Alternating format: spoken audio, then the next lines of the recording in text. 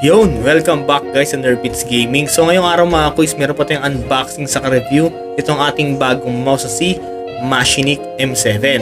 Machinike.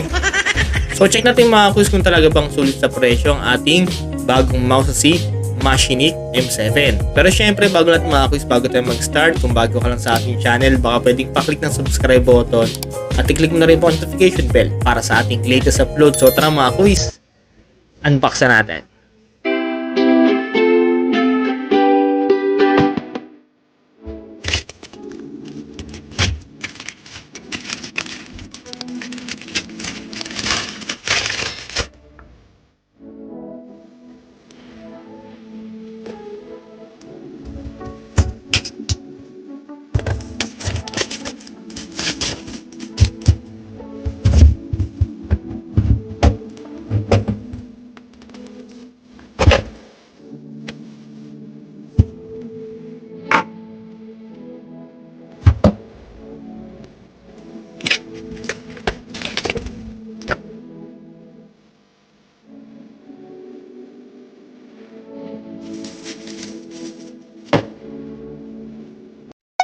Yun, so ito naman ako isang ating gaming mouse na si Machinike.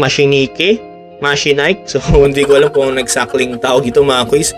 Pero ang pagkakalam ko Machinike siya. Ayan, so may nakalagay mga quiz na RS. Ay hindi, Machinike as cool as you are. So yung mga quiz kasing cool doon natin itong mouse na to. So sa side mga quiz may nakalagay na parang carbon na design. So hindi naman siya goma, plastic pa rin siya mga quiz sa side. Ay, hindi, parang may pagka-rubber ng kaunti. Pero parang plastic lang siya. Ayan, tapos sa kabilang side mga quiz ganun din. Kumbaga parang grip niya ata ito, parang pang grip. Tapos sa ilalim mga quiz, ayan, meron lang siyang parang yung pinakapad. Tapos dito mga quiz, ayan, pwede kayo mag-adjust ng DPI. Tapos ito mga quiz, may nakalagay na tatlong option, kaya lang Chinese. So check natin mamaya mga quiz kung ano ibig sabihin yan. Tapos dito po nakalagay yung kanyang yung pinaka-dangle niya. Pero kinabit ko na mga quiz tinesting ko. Tapos sa kabilang side mga quiz dito meron siyang parang RGB dito. So para siyang mga quiz, para siyang kotseng laruan yung itsura niya. Tapos sa ibaba mga quiz may napakasimple lang ng design. May stripe lang dito, tapos may dalawang RGB dito. Ito po yung tunog niya. So open natin mga quiz. So ayan siya mga quiz. Ayan.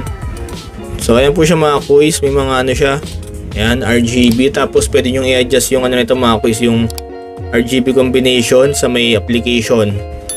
Ay sa software niya sa inyong PC. Tapos ito mga quiz sa kabilang side ito, yung kanyang battery indicator kung kung may charge pa or palabat na. So syempre pag 3 bar full charge, pag isang bar na lang lobat na.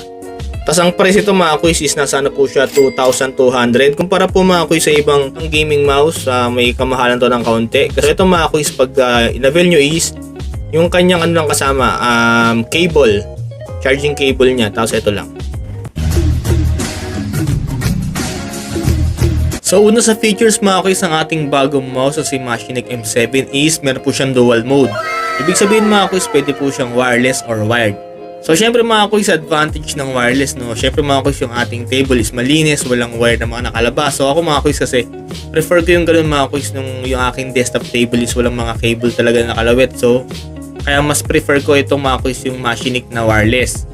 Ang medyo hassle lang mga quiz sa may wireless is syempre pag kunyari kalagitnaan ng laro, nalobat ka, so kailangan mo agad mag-charge mga quiz para mag-continue sa paglaro. Pero yun nga mga quiz, advantage yun syempre si Machinike M7 is dual mode siya, so pwede ka mamili mga quiz ng wireless or wired. Tapos mga quiz, si Machinike M7 is available po siya sa dalawang kulay. Meron po siyang white tsaka yung black. Ako mga quiz, okay din yung black kasi di siya marumihin, pero mas pinili ko mga quiz yung white kasi maporma mga quiz, kumbaga maganda sa mata, talagang maganda tingnan mga quiz sa ating desktop table. Ang pinaka-adjustment lang syempre mga quiz, ang ginagawa ko kasi every week nililinis ko yung aking desktop. So yun mga quiz, konting effort sa punas-punas. So unlike sa black, so at least ito mga quiz, sa Machinike M7 meron kayong choices. So merong black tsaka yung white.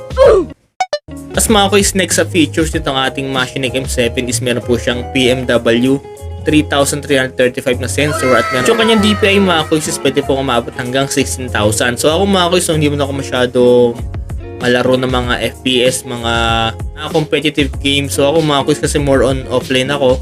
So ayun mga kuys, no, hindi mo na ako masyadong umaabot talaga rin sa 16,000. Pero kuys, hindi mo na ako umaabot sa ganong kataas ng DPI. Pero yun nga mga kuys, no, kay Machinic M7 pwede kayong magdagdag ng DPI hanggang 16,000.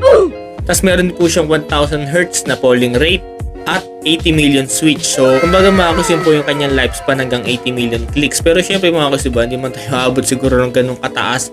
Pero yung kumbaga ina-assure po ni Machinic na ganong katibay itong ating mouse sa si Machinic M7. Kumbaga kanya umabot mga kuys hanggang 80 million clicks dito kay Machinic M7.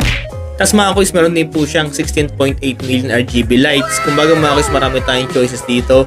So dito mga kuys kay Machinic, marami siyang RGB combination na talagang maganda sa mata, maporma mga kuys, especially sa ating pailaw gaming. So maganda ito mga kuys, so for example, yun nga, pag medyo dim yung kwarto mo or yung setup mo, kitang-kita mga kuys si Machinic M7 kasi nga mga kuys, napakarami niyang available mga RGB combinations na pwede mong itry using Machinic software.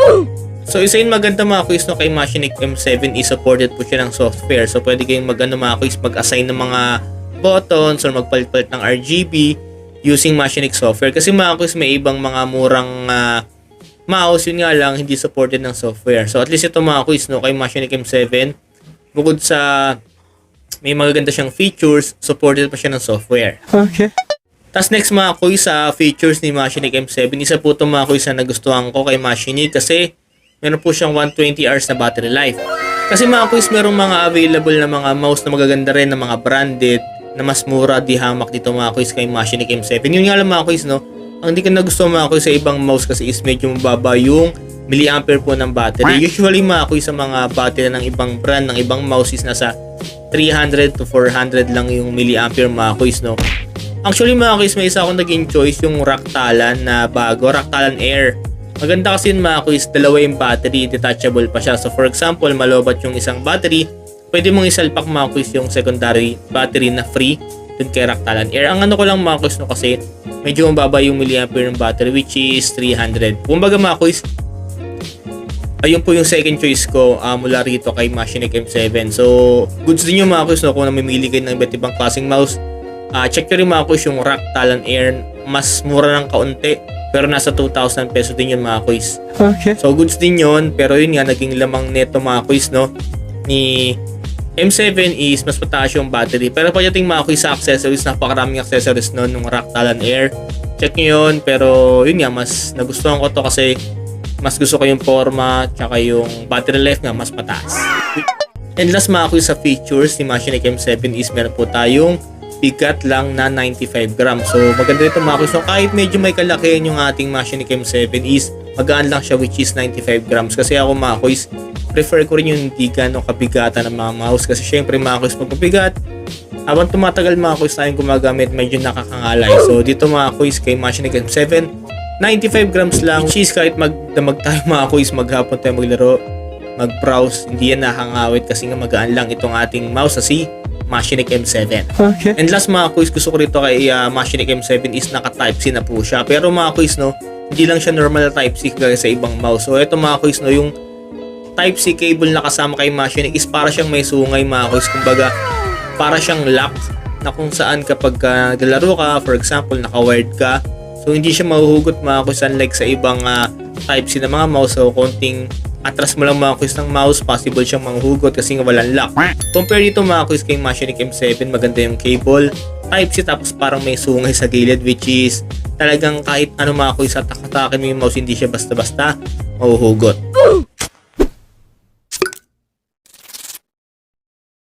Yun, overall mga kuys, para sa akin, sulit na sulit naman mga kuys itong ating bagong mouse sa si Machinic M7. Una ko nagustuhan mga kuys yung design. Para siyang kotse mga kuys, parang sports car. Syempre, maangas, pati yung kanyang RGB light sa gilid. Sa iba kasi mga kuys na mga mouse, medyo talagang garbo yung RGB. So ito mga kuys, simple lang.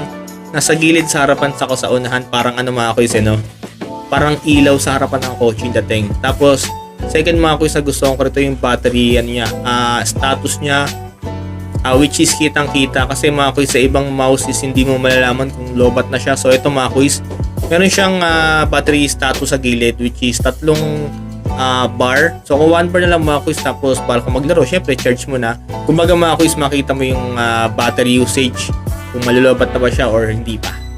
Next na gusto ko mga quiz, syempre yung ating type C na may lock. So maganda yun mga quiz, no? Kasi bibihira lang yung gantong mga cable na kasama sa ating mouse. So ito mga quiz, so yung ating cable, kapit na kapit po yung mga quiz dito kay ating Machinex M7, especially sa gaming, hindi siya basta-basta mahuhugot. Tapos last mga quiz, siyempre nagustuhan ko ito mga quiz, yung milliampere ng battery, which is 1000 milliampere. Pwede siyang umabot hanggang 120 hours na battery life, which is goods na goods. Yun ang nagustuhan ko rito. Siyempre wireless to mga quiz, no? Hassle po yung charge ka ng charge. So at least ito mga quiz, mataas yung kanyang battery life na hindi ka ganun kadalas mag-charge compare sa ibang mouse na medyo mababa po yung milliampere. Ang medyo hindi ko na gusto rito mga quiz, yung presyo. Medyo mahal siya mga quiz. Nasa ano po siya? 2.3 mga ganyan mga quiz, no? Kasi mga quiz, sa ibang mouse na maganda rin yung features and then maganda yung design, usually nasa 1.5 to 2,000. So ito mga quiz, so si Machinex, syempre kumpara mga quiz sa ibang mouse, mas kilala. Kumbaga, mas well known yung pangalan. Pero hindi ganun kamahal. Pero ito mga quiz, si Machinex, sikat din naman to mga quiz, no? Pero kumbaga hindi ganun kakilala.